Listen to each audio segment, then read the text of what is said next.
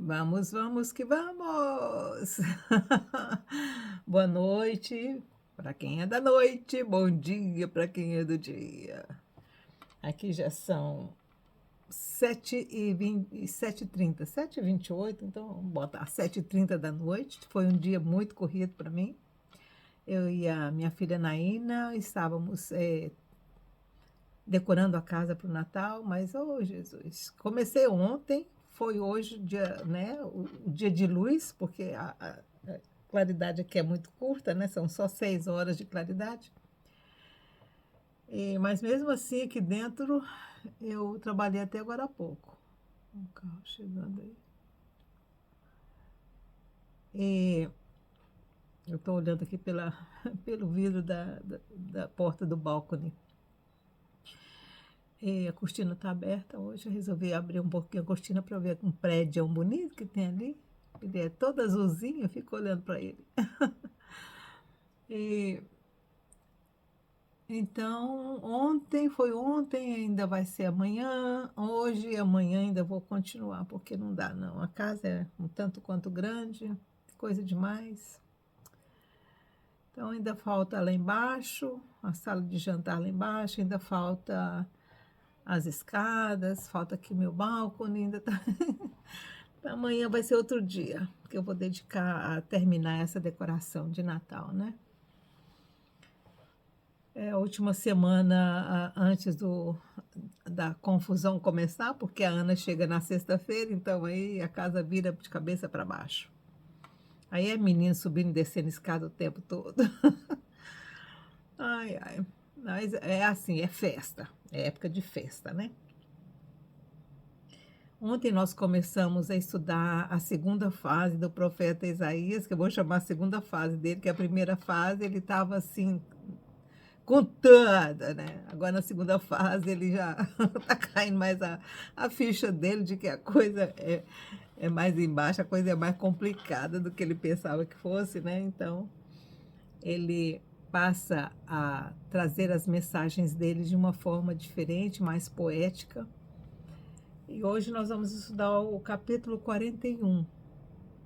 É um outro cântico, são outras promessas que deviam estar dando esperança para Isaías continuar a jornada dele. Porque o capítulo é intitulado O Redentor de Israel. Esperança. A única coisa que o profeta Isaías podia ter agora era isso, esperança. Porque depois de ter passado por 3 reis, ele estava agora no quarto com o rei Ezequias, ele já tinha passado por 3 possibilidades, né, anteriores de renovação e nada tinha acontecido. E ele estava agora no quarto, quando ele pensou que a coisa ia andar. Aí começa a desandar tudo de novo. Aí eu acho que Isaías falou assim: ai, Jesus, meu Deus do céu, ô Messias, ô Yeshua, cadê tu? Cadê Messias? E aí ele começa a desejar o Messias, o Redentor de Israel. Gente, 2.600 anos atrás, o profeta Isaías já estava ardendo pelo Messias.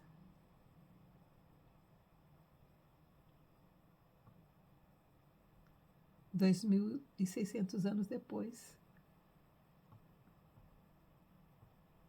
continuamos no mesmo sofrimento. O Messias veio 600 anos depois, não o reconheceram. O Redentor de Israel. Calai-vos na minha presença, ó ilhas, e os povos renovem as forças. Cheguem-se e então falem, cheguemo-nos juntos a juízo. Quem suscitou do Oriente o justo, chamando-o em retidão ao seu serviço?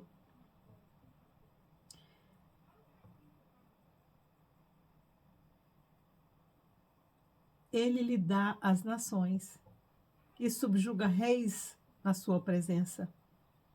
Ele os transforma em pó com a espada e como pragana arrebata pelo vento com o seu arco. Ele os persegue e passa em paz por uma vereda que com seus pés nunca tinha trilhado. Quem operou e fez isto, chamando as gerações desde o princípio? Eu, o Senhor. O primeiro deles, e com os últimos, sou eu mesmo. Gente, que coisa mais linda.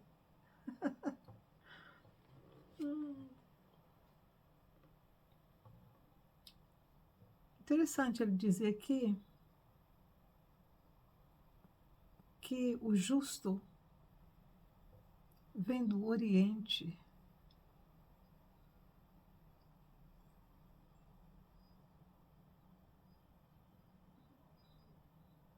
E ele chama as nações para servi-lo. E ele os transforma em pó com a sua espada. Gente, esse Redentor,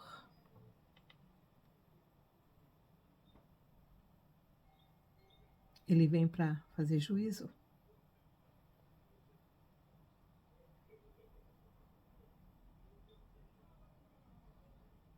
Aí ele vem. Quem operou isso? Quem fez isso? Chamando as gerações desde o princípio?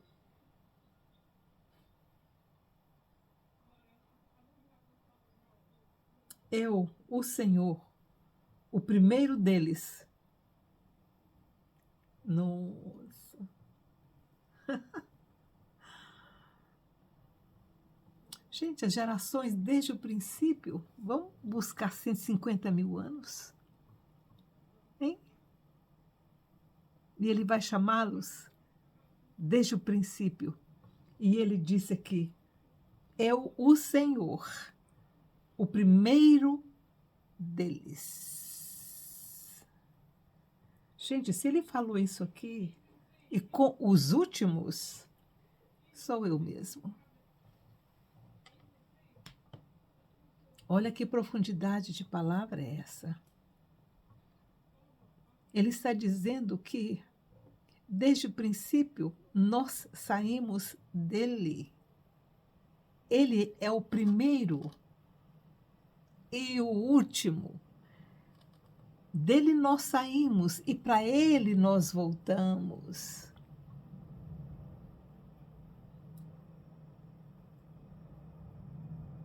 Nossa. As ilhas o viram e temem. Os fins da terra tremem. Aproximem-se e vêm. Um ao outro ajuda. E ao seu companheiro diz, esforça-te. Porque na presença dele... Olha aqui, as ilhas o viram e temem. Os fins da terra tremem. Aproximam-se e vêm, um ao outro ajuda, e ao seu companheiro diz, esforça-te. Tá vendo? As pessoas tiraram isso aqui fora do contexto, tá vendo? Em que circunstância isso vai acontecer? Quando nós estivermos diante, todos nós, desde o princípio até o último, na presença dele. E aí a gente vai olhar um para o outro e vamos falar, esforça-te, vamos ficar em pé na presença dele, vamos ter força. O artífice anima o ourives, e o que alisa com o martelo ao que bate na bigorna, dizendo da coisa soldada, boa é. Então com pregos afixa para que não caia. Mas tu, ó Israel, meu servo, tu, Judá, a quem escolhi, descendência de Abraão, meu amigo. Gente, que privilégio desse Abraão, de se chamar amigo do Criador, amigo do Eterno. Eu te tomei desde os fins da terra, Chamei-te desde os seus cantos e te disse: Tu és meu servo, a ti escolhi e não te rejeitei. Gente, nós somos descendência de Abraão, o amigo de Deus, o amigo do Eterno. Nós somos descendência dele, porque mesmo que não tenhamos, que você não tenha um sangue judeu, como tem na minha família, a gente tem, né? A família aqui toda tem DNA dele. Mesmo os que não têm, nós fomos enxertados na oliveira verdadeira através do Senhor Jesus Cristo. Então nós somos amigos, tanto quanto Abraão, porque somos filhos de Abraão. E aqui está: mas tu, ó Israel, servo meu. Israel era Jacó. Tu, Jacó, a quem escolhi, descendência de Abraão, meu amigo. Eu te tomei desde o fim da terra, chamei-te desde os seus cantos e te disse: Tu és o meu servo, eu te escolhi e não te rejeitei.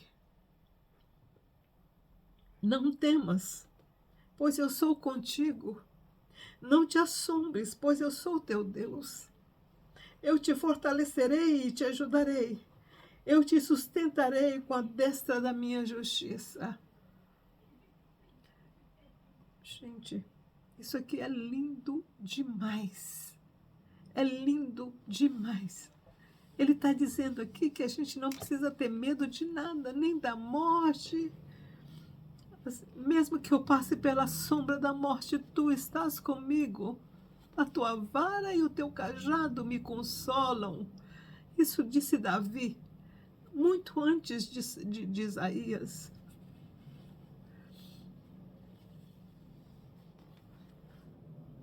Mesmo que as coisas estejam caindo aos pedaços à nossa volta, não importa. Sabe por quê?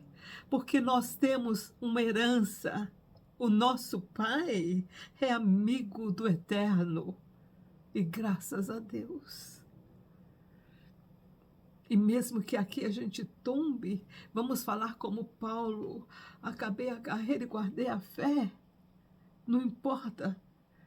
E ele disse, Paulo dizia para mim: tanto faz se estar vivo ou partir, porque partir é estar com Cristo e aqui é servi-lo. Então, tanto faz aqui como lá. Estaremos sempre com ele, a serviço dele. Aí até eu entendo o sonho que eu tive, um sonho não, um momento que eu tive com o Eterno, e eu estava questionando por que eu estou aqui. E ele disse para mim, claramente: porque você me ama. Então, se nós estamos aqui na terra ainda, é por amor a Ele. E se nós partirmos, você partirmos por amor a Ele.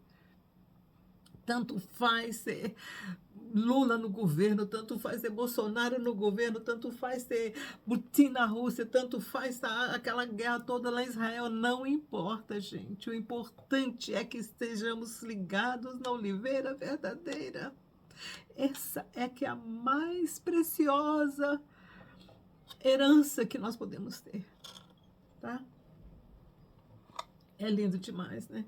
É lindo demais.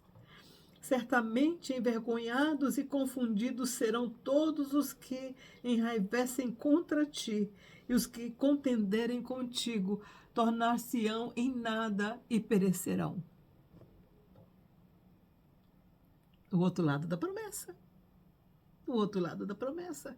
Essa promessa não é só para Israel, essa promessa é para a igreja também. É para a igreja porque nós somos enxertados na oliveira verdadeira. Então, não adianta levantarem contra Israel. Não adianta. Israel é descendência de Jacó, que era filho de Abraão, que era amigo de Deus. E aconteceu uma coisa muito bonita hoje. Muito bonita. Os filhos de Ismael, o irmão de Isaac, Eles hoje eles estão fazendo o Hanukkah, que é a festa que está tendo agora em Israel. Eu acendo as velas do Hanukkah aqui também na minha casa. Hoje foi o 4º dia. E lá na Arábia Saudita eles estão fazendo também o Hanukkah. Gente, vai haver uma reconciliação entre Ismael e Isaac. E quando essa reconciliação acontecer, vai ser o começo do fim. Porque os árabes a Arábia Saudita está assim com Israel agora. Eles estão comemorando o Hanukkah, gente. É incrível. É incrível. Graças a Deus, um dia as profecias do profeta Isaías vão se cumprir completamente, e essa também vai ser uma delas. Ainda que busques os teus inimigos, não os achará. Não os acharás. Os que pelejam contigo tornar-se-ão em nada, e coisa de nenhum valor os que guerreiam contra ti. Promessa muito bonita para Israel. Lá vem, pois eu sou o Senhor teu Deus, que te toma pela tua mão direita e te digo, não temas que eu te ajudo. Não temas, ó verme de Jacó, povozinho de Israel. Eu mesmo te ajudarei, diz o Senhor, o teu Redentor, o Santo de Israel. Eu te prepararei um trilho novo. Oh, Jesus, tem misericórdia, faz isso mesmo, Senhor. Eu te prepararei um trilho novo que tem dentes agudos. Os montes trilharás e moerás, e os outeiros reduzirás a palha. Tu os padejarás, o vento os levará, o redemoinho os espalhará. Mas tu te alegrarás no Senhor e te gloriarás no Santo de Israel. Os pobres e necessitados buscam água, mas não há, e sua língua se seca de sede. Mas eu, o Senhor, os ouvirei. Eu, o Deus de Israel, não os desampararei. Gente, que promessa linda é essa? E a gente ainda tem medo, a gente ainda fica com medo de fazer as coisas, e com medo do amanhã. Como? Com todas essas promessas, gente. E aí eu vou dizer de novo, não importa se a gente vai estar vivo ou morto, tanto faz, nós estaremos vivos para Ele ou mortos diante dEle. Mortos aqui, só o corpo, né, que morre, porque a alma da gente está lá com o Senhor, né?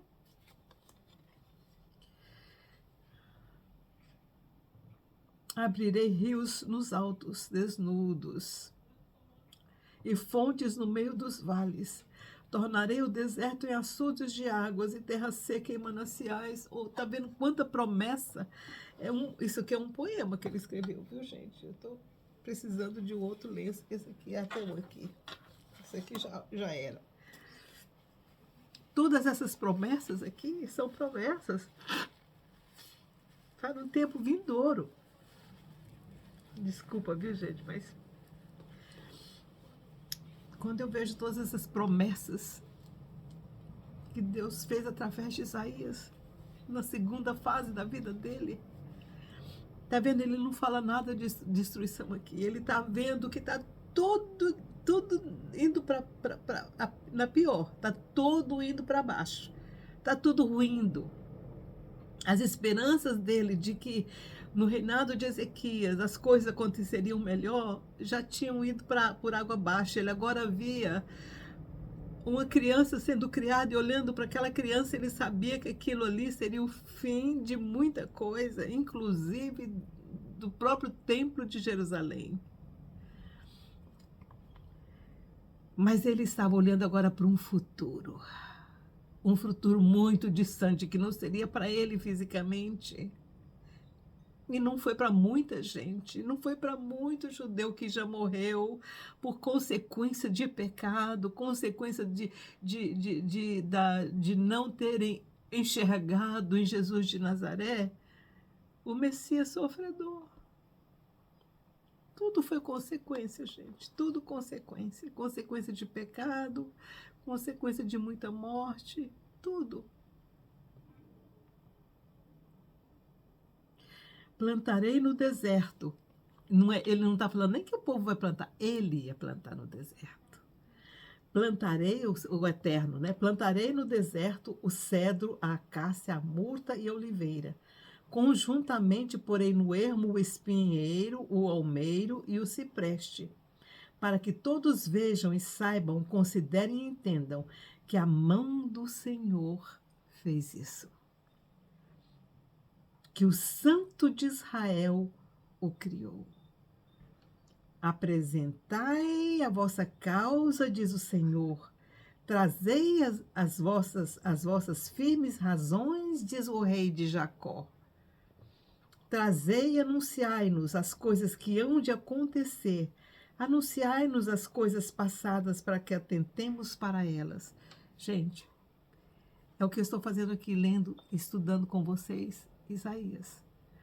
Nós estamos vendo as profecias de Isaías que aconteceram no passado. Nós estamos aqui vendo as coisas que acontecem agora, que estão acontecendo diante dos nossos olhos,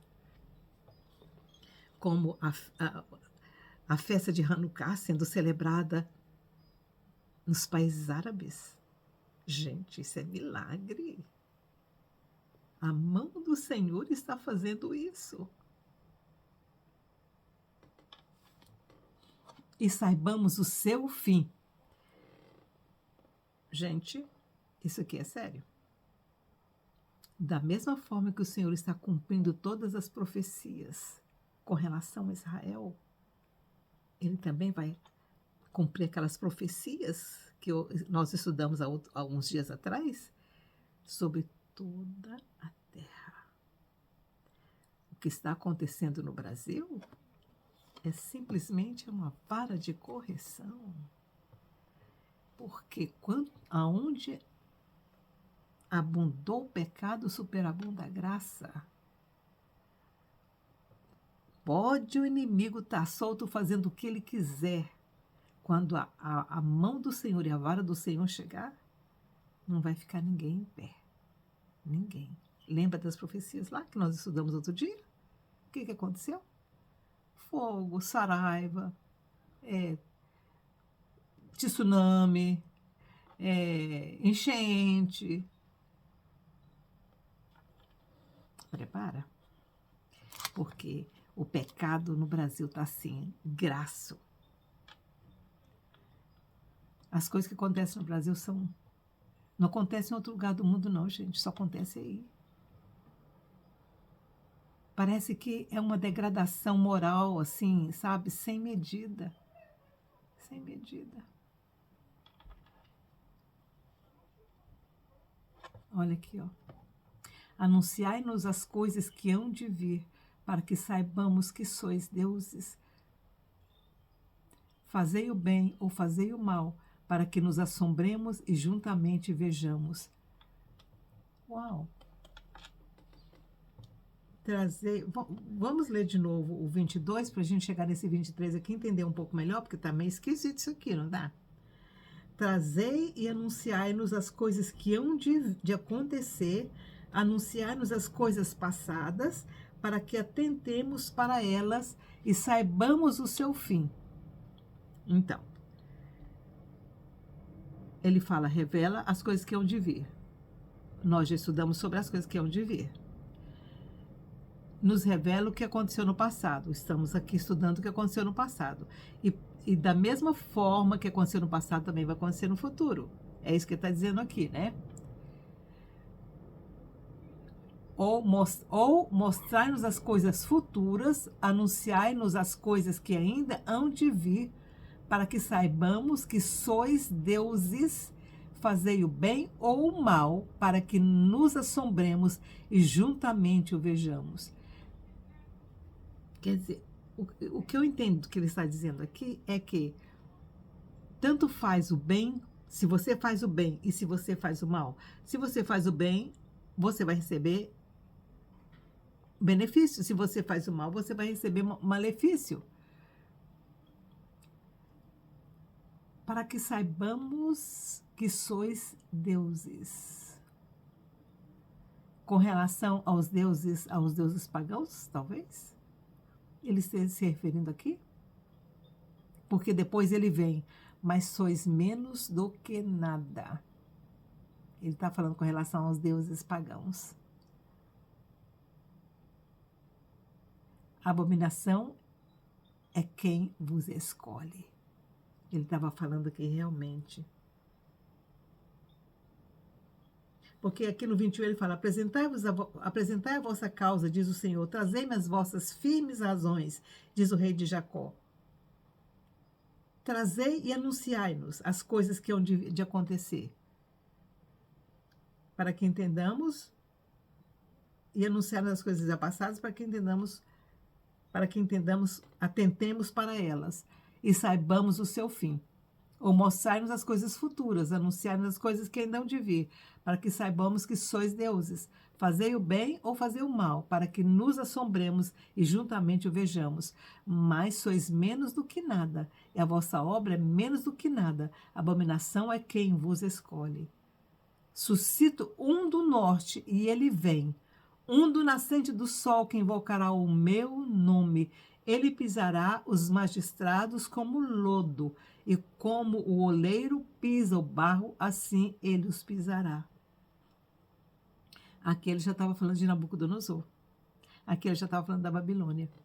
Então, o que eu acho que o profeta estava falando aqui, a minha opinião do que o profeta está dizendo aqui,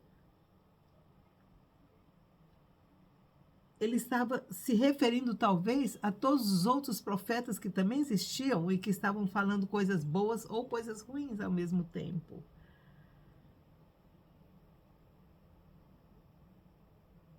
É bem interessante isso. Aí ele vai, lança a profecia, como eu disse para você que ele vai falar as profecias no meio do poema. Ele fala agora do norte que ele está trazendo, né? Está trazendo aquele homem que vai fazer justiça, que vai pisar. Como o oleiro pisa o barro, assim ele os pisará. Quem anunciou isso desde o princípio para que o possamos saber, ou dantes para que digamos justo é? Não houve quem anunciasse, não houve quem manifestasse, não houve quem ouvisse as vossas palavras. Aí vem Isaías. Eu fui o primeiro a dizer a Sião, aqui estão. A Jerusalém dei um mensageiro de boas novas. Olhei, mas ninguém havia, ninguém entre eles que soubesse aconselhar, ninguém que me respondesse palavra. Vede, todos são vaidade, as suas obras não são coisa alguma, as suas imagens de fundição não passam de vento e confusão. Gente, Isaías aqui, ele estava passando por um momento bem difícil, viu? Porque ele dá a impressão que ele está se referindo, porque na mesma época que Isaías estava lá, tinha outros profetas também, mas que ficavam anunciando coisas boas, né? Que não ficava, que ficava anunciando coisas, sabe? Não vai acontecer nada com Jerusalém, não, nós vamos prosperar, o reinado vai ser bom. Olha, Manassés, ele reinou por 55 anos. Olha, gente, ele começou com 13 anos. Com 13 anos, depois que o pai dele morreu. Antes do pai dele morrer, ele já estava lá, que eu falei para vocês, né, ontem. Ele já estava sendo educado pelo pai, ele já estava corrigindo como pai um menino de 9 anos, gente. Eu não sei o que é que Ezequias andou falando na cabeça que mim para ele se tornar tão revoltado como ele ficou depois e fazer tanta maldade. Maldade mesmo. Ele construiu altares para tudo quanto é Deus que ele podia imaginar. Até para Moloque, né? E com certeza tinha os profetas deles, com certeza tinha os adivinhos, porque ele consultava, ele se consultava feiticeiros, gente. Ele trouxe feiticeiros para dentro de Jerusalém. Ele consultava adivinhos, por isso que ele está dizendo aqui dos seus deuses, né? Então era uma forma de Isaías profetizar, continuar falando, sem correr o risco de ser. Porque fazendo um poema, ninguém ia falar que ele estava profetizando, né? Ele estava escrevendo um poema.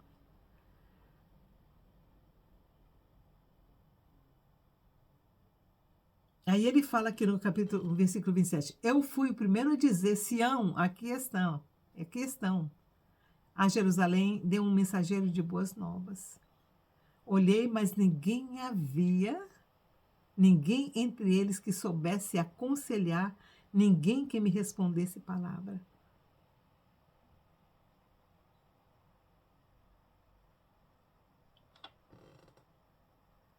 Era como se ele estivesse sozinho, carregando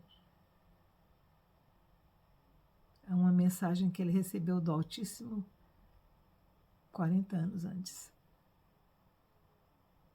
Quando ele respondeu, eis-me aqui, envia-me a mim.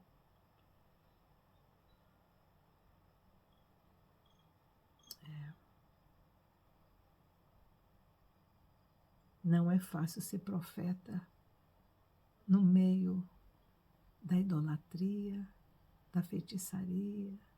Viu, gente? O que aconteceu no Brasil agora? Não foi colocado lá dentro do palácio uma macumbeira? Pois é. Isso aconteceu lá em Jerusalém também. E ele não ficou só 4 anos no poder, não. 55. Fazendo tudo quanto era coisa que não devia.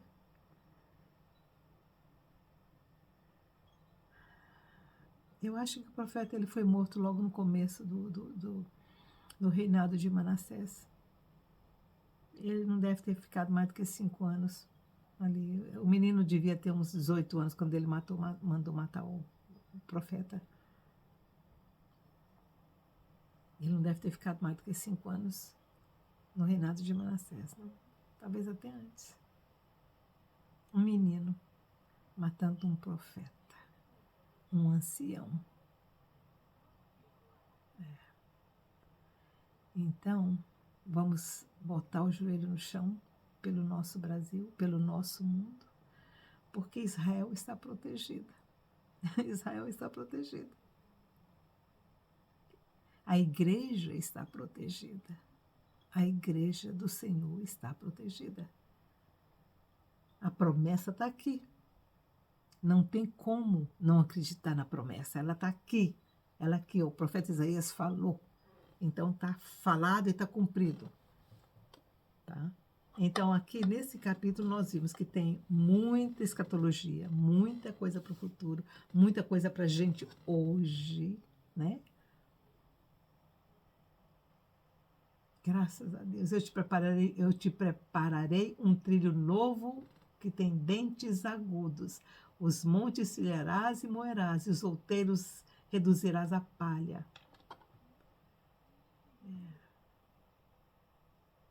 Os pobres e necessitados buscam água, mas não há. A sua língua se seca de sede, mas eu, o Senhor, os ouvirei. Eu, o Deus de Israel, não os desampararei. Gente, abrirei rios dos altos desnudos e fontes no meio dos vales. Tornarei o deserto em açudes de águas e em terra seca em mananciais. Não precisamos de mais nada. Está aqui a promessa. E a promessa também para os maus também está aqui, né? Porque o que aconteceu com Jerusalém depois que Manassés morreu, o filho dele, Josias, subiu ao trono. E Josias foi levado para a Babilônia, cego, o filho de Manassés. O filho dele pagou pelos pecados do pai. Perdemos o templo, perdemos a Arca da Aliança, perdemos a mesa da propiciação, que ficava também dentro do Santo dos Santos. Era toda de ouro, que onde tinha o incensário, os pães. Tudo perdido pelo pecado de um líder. Pecado de um líder. Mas temos esperança, porque quem destrói, reconstrói, que é Ele. Ele já falou, eu sou o primeiro, eu sou o último, né? Não foi aqui que ele disse? Coisa mais linda, né? Eu fui o primeiro e eu sou o último. Graças a Deus, louvado seja. Então tá, gente. Lindo, né? Lindo demais. Sou apaixonada por Isaías. Fiquem com Deus. Tenham um bom final de domingo aí para vocês. Tchau, tchau.